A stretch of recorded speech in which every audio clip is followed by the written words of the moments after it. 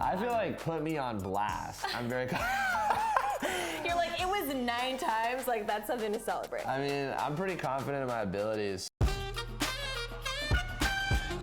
Welcome back to The Hub, everyone. I'm your host, Natasha Martinez. And I'm Bruno Cirucioa. And today as we scroll, we can't help but notice one of the newest gadgets to hit the Insta waves.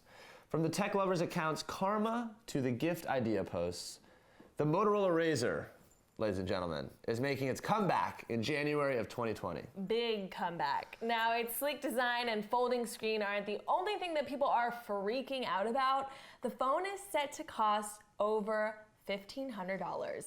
That is rent for some people. That's actually more than my rent. Yeah. You can get half a pool house for $1,500 in LA. Honestly, crazy. What do you think? Do we cop it or do we drop it?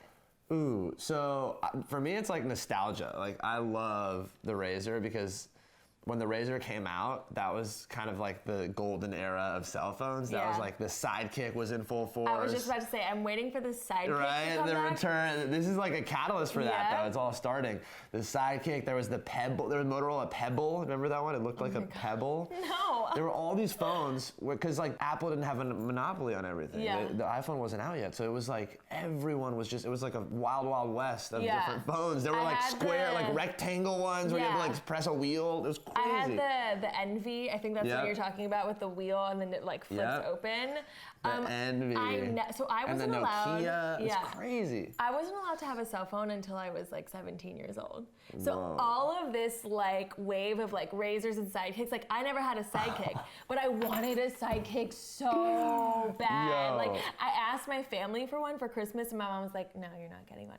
So literally, this might be like the best time ever because I'm gonna have to I get to relive. You'll like relive these, what you never had. Years what I never had, but I don't know about paying $1,500. I mean, I already pay like $1,000 for an iPhones iPhone. are $1,500 too now, so it's That's like true. It's whatever. I mean, but the Razr, there better be more features, otherwise I'm not paying $1,500. Yeah, no, definitely not. But in other news, guys, Taylor Swift hits a bump while planning performances for the American Music Awards, where she is set to receive the award for Artist of the Decade. Now, Tay-Tay explains in a statement to her fans that her former record label, Big Machine, won't allow her to perform any of her old songs on television because it could violate her contract. And, you know, it's technically like re-recording her old music before she's contractually allowed to. Oof, tricky. So Taylor says she just wants to be able to play her own music and plans to fight for the right for all other artists to do the same thing. But do you think she's like concocting a little bit of this to stir the pot? I feel like she's notorious for starting some drama, and I even heard Scooter Braun and his family were receiving real death threats.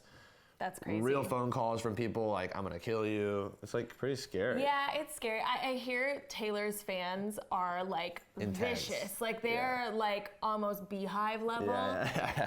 Like they will come for you. However, like I used to feel like Taylor Swift was always like playing victim. But now I really respect how she's like fighting for artists, because when you think about it, she's spent a decade of time creating all this incredible music, and now somebody who didn't do any of the work, wasn't even managing her at the time, like owns it, and like that sucks. Like I would hate to be able to not perform like what I've created. So I don't know, hopefully they iron things out. Yeah, I feel like the music scene can be really shady. There's a lot that goes on behind the scenes that nobody really wants you to know about, but I think for Taylor, that was all her hits were. I know. Her biggest hits, I should say, were in that time frame. So the hits that made me love Tay-Tay. It's definitely a rough thing.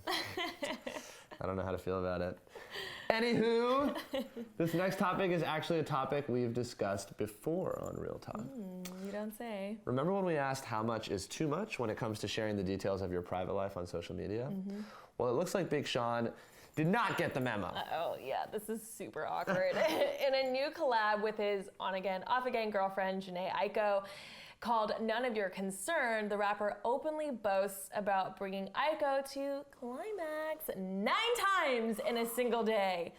Whoa, Big Sean. I mean, I'm all about art imitating life, but like, I just feel like some things need to remain private. I don't know, I'm really not sure I would feel like comfortable if someone put me on full blast like that. I don't know. How do you feel about that? Like, I feel like put me on blast. I'm very You're like, it was 9 times. Like, that's something to celebrate. I mean, I'm pretty confident in my abilities. So if someone's saying, and obviously I don't think I would put, you know what I mean? Like, I wouldn't be Big Sean and put you on blast. Yeah. If you were the climaxee. Yeah. But if someone wanted to put me on blast for my sexual prowess, I'm down. Yeah. Do you know what I mean? Like, I don't think, unless, like, if it's something bad, maybe don't share it because it's sensitive, you know? Like, Yeah. Like, oh, Bruno only has 9 toes. I don't want everyone to know I have 9 I toes. think you just exposed your deepest, darkest secret. Well, you'll right never now. know if it's true. But I feel like, you know, if something's good, then it's good. And as long as both parties are, I wonder what happened if he had told her about, you know what I mean? I wonder what the give and take was with that. Like, I guess if she's cool with it, then that's fine. Then there's like really no problem. As long as you like talk about it before, then like say whatever you want to say. Yeah. But then it gets awkward because they are on again, off again. So it's like, I thought like they were broken up and then they're like making music together still, but then they're like together. So it's just confusing. And I don't know, I feel like if I then started to date somebody in that situation and then I heard about like them and their escapades, I would be like, that's so awkward. So for me, it's a no-no. Oof. Yeah. It's a no-no, low pro, Yeah. go home. And on that Slow-mo. note, good job.